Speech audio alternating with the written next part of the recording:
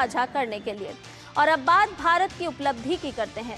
चुनौती भरी वैश्विक बाजार स्थितियों के बावजूद भारत ने वित्त वर्ष 2025-26 के दौरान 73,890 करोड़ मूल्य का सी फूड निर्यात किया है, जो मात्रा और मूल्य दोनों में उच्चतम स्तर है।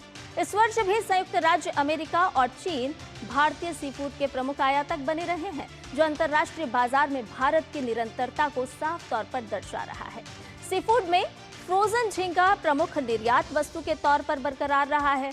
अब मात्रा के आधार पर भारतीय समुद्री भोजन के निर्यात के लिए चीन सबसे बड़ा गंतव्य बना, तो वहीं मूल्य के आधार पर यूरोपीय संघ तीसरा सबसे बड़ा आयातक बना है। तो आइए विस्तार के साथ भारत की सी फूड छलांग के बारे में आपको बताते हैं। तो देखिए, सी फूड निर्यात में नया रिकॉर्ड बनाया है भारत ने। सी फूड एक्सपोर्ट में भारत की है ये बड़ी छलांग और खुशखबरी इसे कह सकते हैं, क्योंकि रिकॉर्ड स्तर पर सी फूड निर्यात हुआ है। आपको बता दें कि 19.32 lakh metric ton sea food का निर्यात किया गया है और पहली बार ऐसा हुआ है जब 73,890 करोड़ के पार ये पूरा कारोबार पहुंचा है। देश की ब्लू इकोनॉमी को इसके माध्यम से एक बड़ा फायदा, एक बड़ा लाभ मिलता हुआ नजर आ रहा है। और वैश्विक तनाव जिस तरह से हम लगातार देख रहे हैं कि पश्चिम एशिया में किस तरह के हालात हैं, अन्य देशों के बीच किस तरह से टकराव और संघर्ष की स्थिति है, और ऐसे में भारत की स्थिति किस तरह से पूरे अंतर्राष्ट्रीय स्तर पर अगर हम नजर डालें तो स्थायित्व के साथ आत्मनिर्भर भारत की झलक भी दिखाती है। सी फूड एक्सपोर्ट में भारत की ये एक बड़ी छलांग है और सी फूड निर्यात में नया रिकॉर्ड बनाते हुए भारत नजर आया है। विशाखापट्टनम इसका सबसे बड़ा निर्यात केंद्र बना है। जी हां, भारत के लिए ये एक उपलब्धि भरी खबर है, जहां 19.32 lakh metric ton sea food का व्यापार हुआ है। अब इसके अलावा और भी ग्राफिक के जरिए आपके साथ जानकारी साझा करते हैं। आपको बताएं कि दुनिया में भारतीय झींगे का क्रेज किस तरह से बढ़ रहा है और ये लगातार बढ़ता जा रहा है। 39,037.93 करोड़ की अगर हम बात करते हैं तो निर्यात हुआ है, और कुल निर्यात में 40% हिस्सा सिर्फ फ्रोजन झींगा का होता है।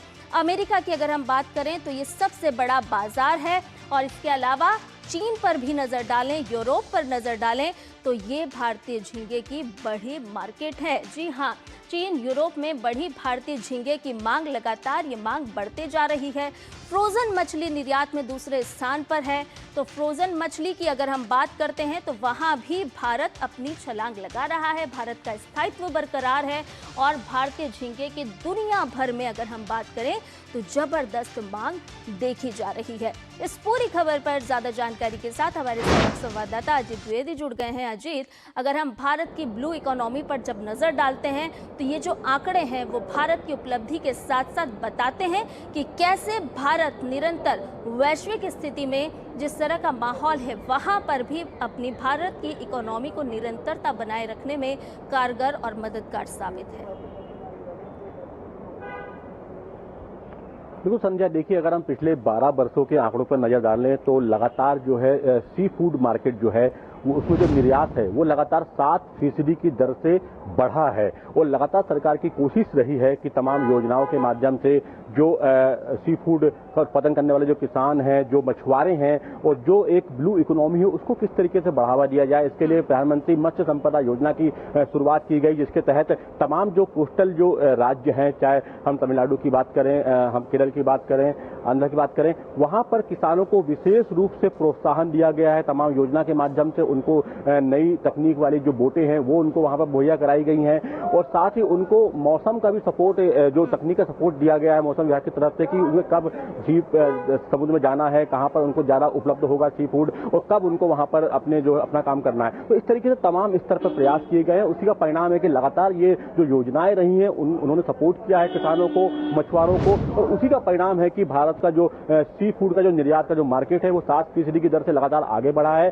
और यही परिणाम है कि रिकॉर्ड तोड़ जो है अब निर्यात जो है वो सामने आया है, और भारत ने एक रिकॉर्ड स्थापित किया है सी फूड के निर्यात में, जिसमें कि झींगा जो है 66% से ज्यादा के साथ में नंबर 1 पे है, और चीन जो है वो सबसे बड़ा जो है आयातक बना है। हालांकि अगर हम उसके उत्पाद की क्वांटिटी के हिसाब से देखें तो चीन जो है उसका सबसे बड़ा निर्यातक है, लेकिन अगर हम मूल्य के हिसाब से देखें तो जो अमेरिका है वो सबसे बड़ा निर्यात आयातक जो है इसका बना है, उसने सबसे ज्यादा जो है इसको आयात किया हुआ है। यूरोपीय संघ ने भी जो है काफी बड़ी मात्रा में जो है सी फूड को भारत से आयात किया है। तो देखिए, भारत लगातार इस मामले में ब्लू इकोनॉमी को मजबूत कर रहा है। और जहां तक बात होती है कि आमदनी दुगनी करने की बात होती है, किसानों की तमाम स्तर पर इस तरह की बात होती है, तो कहीं ना कहीं जो मछुआरे होते हैं उनकी आमदनी को दुगना करने के लिए प्रधानमंत्री मत्स्य संपदा योजना, प्रधानमंत्री माइक्रो प्रोसेसिंग फूड योजना, ये तमाम योजनाएं जो है लगातार चलाई जा रही हैं। और कोस्टल एरिया के जो परंपरागत जो मछुआरे हुआ करते थे उनको तकनीक के साथ जोड़कर कोशिश की गई है कि उनका जो एक परंपरागत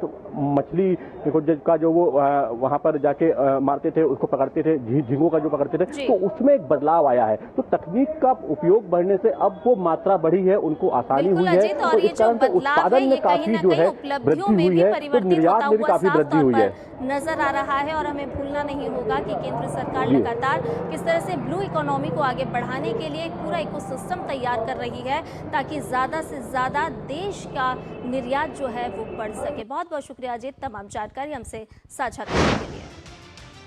और न्यूज़ पंच में फिलहाल के लिए इतना ही। मुझे और मेरी पूरी टीम को दीजिए इजाजत।